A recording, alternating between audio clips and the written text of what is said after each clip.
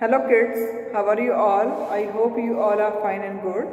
So today I am here to do book exercise of chapter number 16 and name of chapter is Great World Leaders.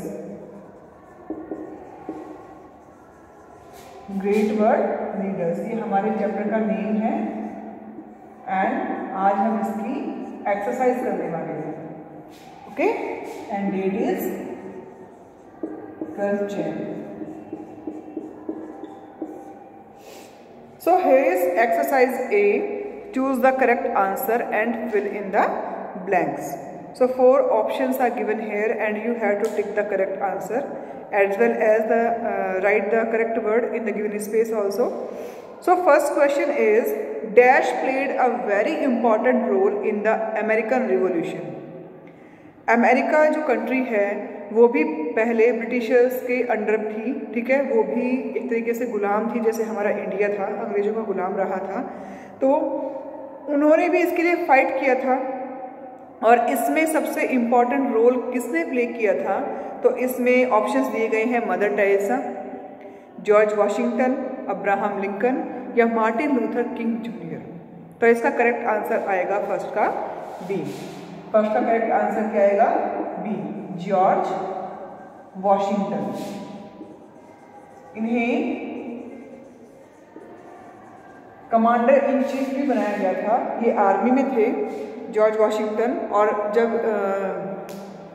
Independence milli America को उस time में इन्हें वहाँ का president बनाया गया. ये फर्स्ट प्रेसिडेंट रहे थे. Now question number 2. तो क्वेश्चन नंबर 2 क्या है? Mother Teresa receive the Bharat Ratna. Mother Teresa को 2 प्राइजेस मिले हैं हमारे इंडिया में.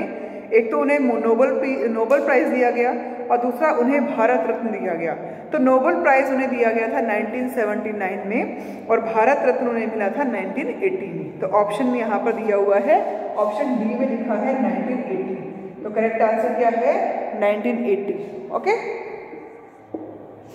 और 1929 में मदर टेरेसा इंडिया आई थी. इनका जन्म हुआ था 1910 में और डेथ हुई थी इनकी 1979 में. Third is dash introduce emancipation proclamation in 1863. इसका मतलब क्या होता है? रंग भेद की नीति. रंग भेद की नीति का मतलब क्या है कि जो विदेशी लोग हैं लाइक यूएसए में, वहाँ पर जिनका कलर फेयर है, जो लोग जिन्हें हम बोल सकते हैं कि गोरे लोग हैं, ठीक है, उन्हें बोला गया वाइट पीपल, गोरे लोग कहा गया. और जो डार्क कलर के लोग थे उन्हें वहाँ पर कलर्ड पीपल कहा गया, ठीक है. तो उनमें बहुत ही ज़्यादा भेदभाव था. वो लोग बहुत ही बुरा व्यवहार करते थे, बहुत ही बुरा बैड बिहेवियर था उनका उनके प्रति. तो इसके लिए वहाँ पर लॉ आया और उस लॉ को लाने वाले कौन थे? वो थे मार्टिन लूथर किंग जूनियर. तो उन्होंने इसके अगेंस्ट लॉ वहाँ पे पास किया था और उसमें हेल्प की थी, लोगों का सपोर्ट किया था. इनका नाम है Martin Luther Junior, Martin Luther King Junior. Okay. Fourth question है यहाँ पर, Martin Luther King Junior won the Nobel Peace Prize इन.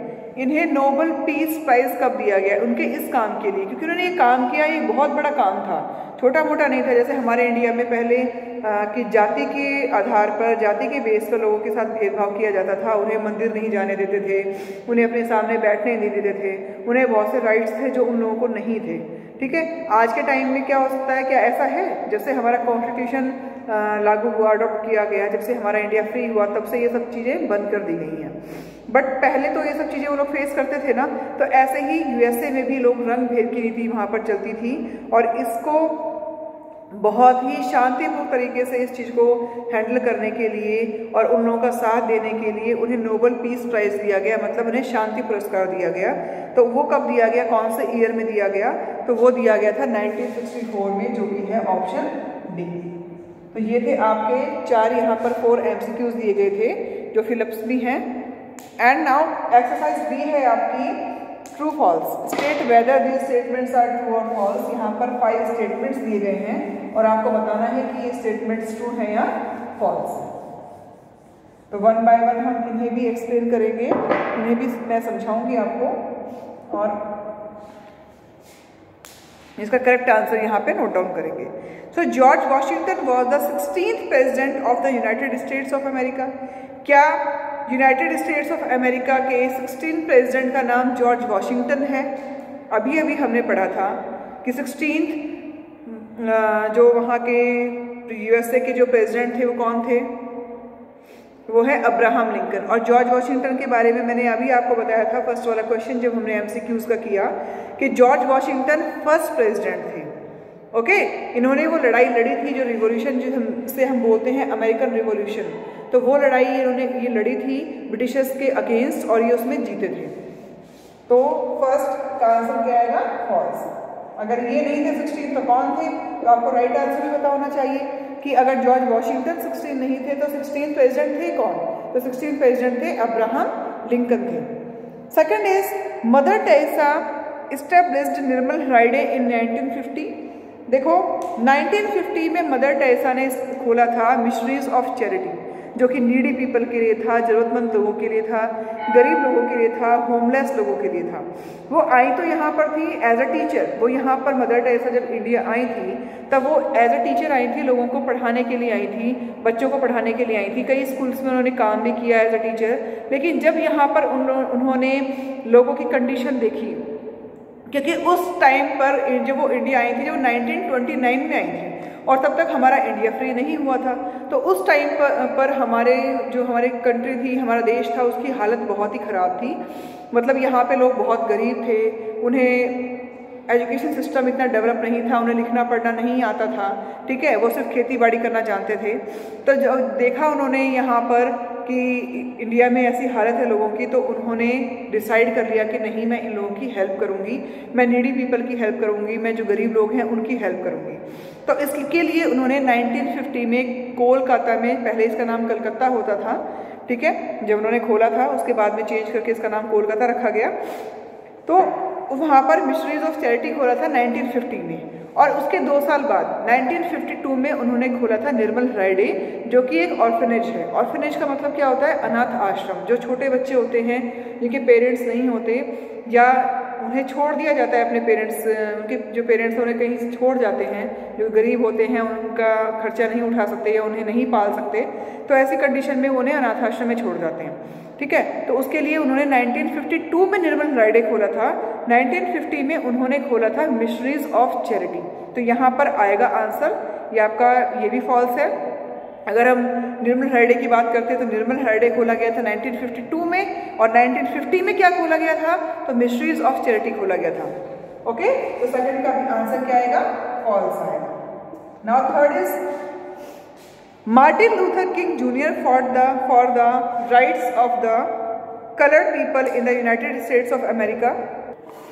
तो अभी आपको बताया था मैंने कि जो मार्टिन लूथर किंग थे उन्होंने लड़ाई लड़ी थी कलर्ड पीपल के साथ मिलकर, और उन्हें लॉ भी, उनके लिए उन्होंने कानून भी वहाँ पे पास करवाया।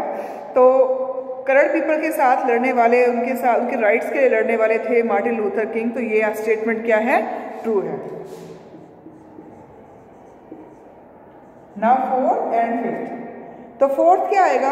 फोर्थ है यहाँ पर Abraham Lincoln became the president of America 1861। Abraham Lincoln 16th president थे अमेरिका के, यूएसए के, okay, United States of America के। बट क्या वो ईयर 1861 में बने थे? यस, वो 1861 में ही प्रेसिडेंट बने थे। और कौन से प्रेसिडेंट थे, कौन से नंबर के थे? तो 16th प्रेसिडेंट थे।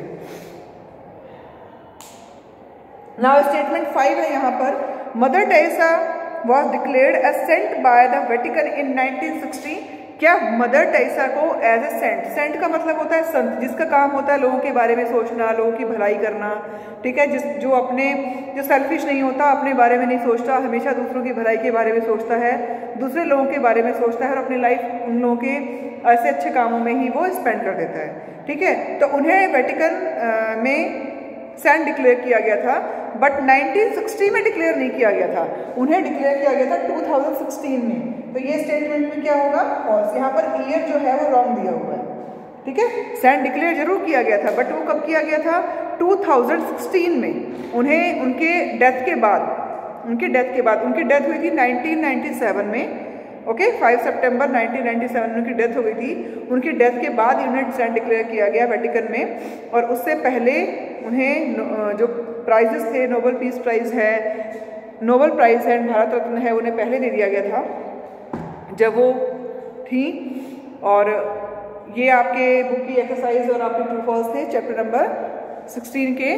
From tomorrow we will start new chapter number 17, जिसमें हम इंडियन ग्रेट लीडर्स के बारे में पढ़ेंगे। ये तो हमने वर्ल्ड के लीडर्स के बारे में पढ़ा था, उसमें हम इंडिया के ग्रेट लीडर्स के बारे में पढ़ेंगे। ओके, तो thank you and have a nice day.